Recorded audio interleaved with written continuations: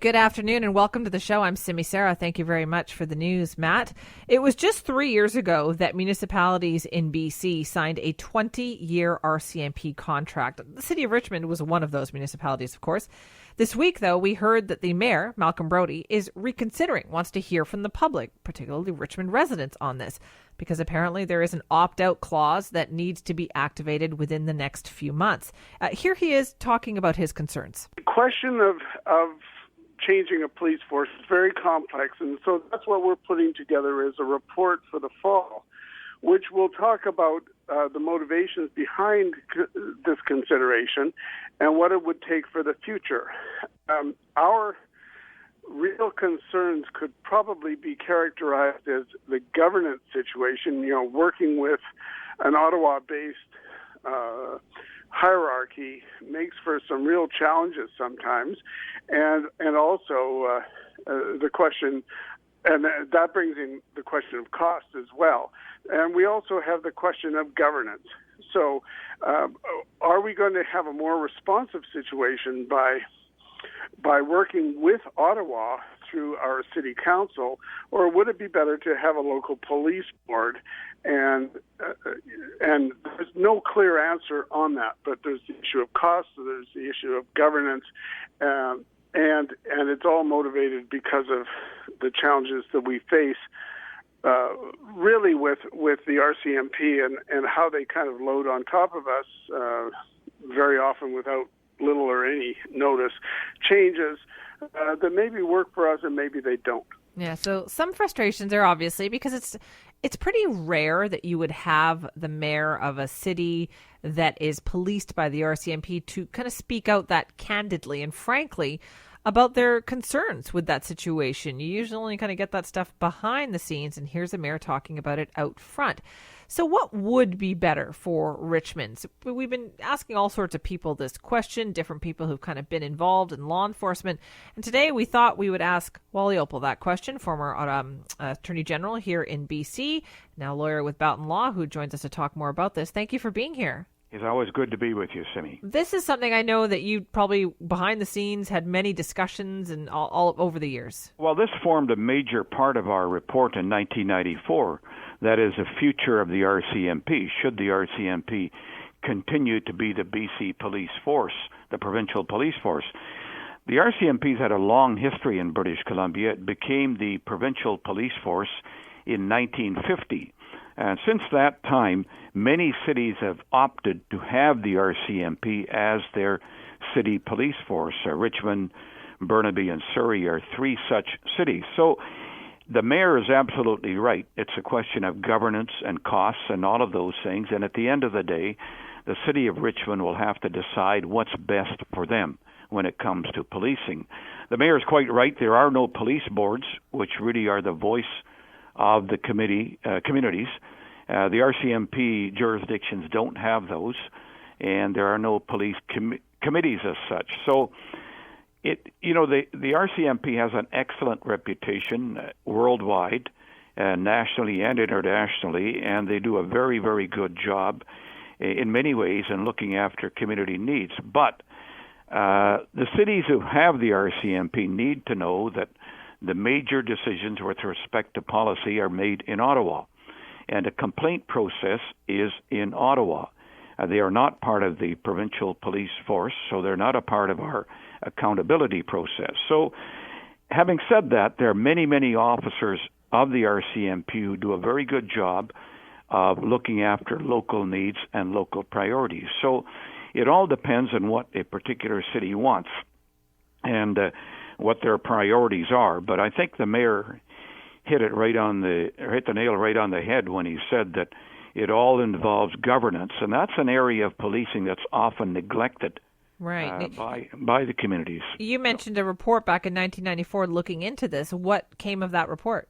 Well, we said that, again, it's up to the cities as to what they want, but the RCMP has to be more accountable to local priorities, and they have done a lot better job since that time. But the fact that there are no police boards, which really are the voices of the communities, is something that really surprises me. And the cities that have the RCMP seem to be quite happy with the fact, or don't really are concerned about the fact that there are no police boards. And I think that's a fundamental part of our democratic process, that the police have some kind of community input as to what the communities really want. So that's, I find, somewhat concerning, and we pointed that out to the 1994 report.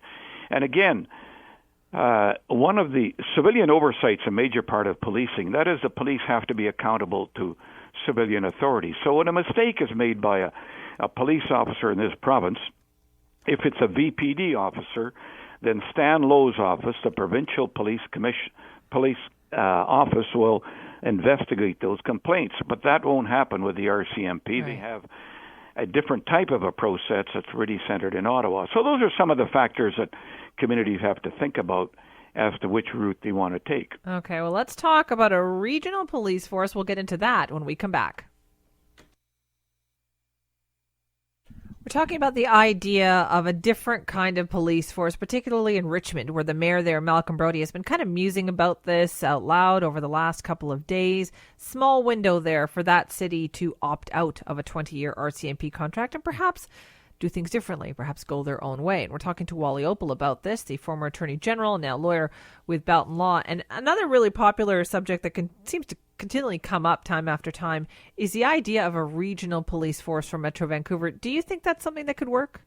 Well, we recommended that strongly in 1994, and again at the conclusion of the Picton report. We know quite conclusively that had there been a regional police force and had information been shared, many lives would have been saved. We know that. Same thing with the Clifford Olson years. If the information that the police had during the Olson investigations, if that had been shared, lives would have been saved. So it makes a lot of sense to have a regional police force with some kind of meaningful coordination where there's a sharing of resources and knowledge. Having said that, sometimes when you have a regional police force, community-based policing and the policing at local communities may be compromised. And for instance, in Delta, they're very pleased and happy with a local police force that looks after local needs, and that's good.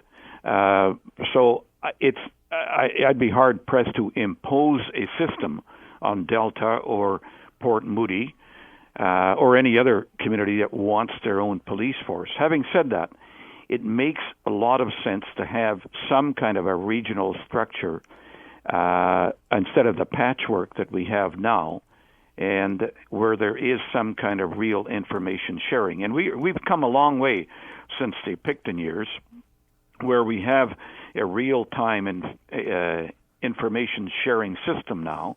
So those things that we have to, and we're coordinating our resources now better than at any time in the past. But this is something that the cities have to think about, and I, like I said, in principle, I've always favored a regional police force, and it makes a lot of sense. But again, people have to buy into it. Right. Do you think the RCMP has responded well over the last 10 years to, the kind of changing geography, changing demographics? Obviously, it's a different situation in Surrey than it might have been 10 years ago, and in Richmond too. Do you think they're responding well to those changes? Absolutely. I think they've done a very good job in responding to local needs, and the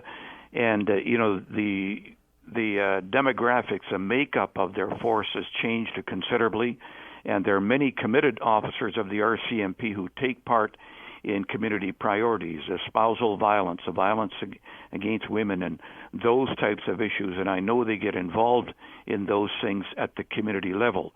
But again, the priorities or the policies are set in Ottawa, and if a city is happy with that, then maybe the city should stick with the RCMP. But it's up to what each individual city wants, and I think that that's really the route to go. And I think the mayor's on the right track when he talks about the real issues that are involved in whether they should have their own police force or have the RCMP. Is this the only area in Canada where this has become this kind of an issue? Well, I mean, no one else in Canada has this patchwork that we have. I mean, you get off the ferry at Horseshoe Bay and you get the you get first of all, you have the West Vancouver Police, and then you go over a little further and you got the North Van Police, and then you come into Vancouver and you got the VPD, go over to Burnaby, you got the RCMP, New Westminster have their own police force, Surrey has the RCMP.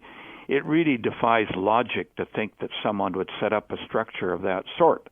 And it makes no sense in some ways, but in other ways, it depends on what each community wants. So then, Mr. Opel, what would you tell Mayor Malcolm Brody?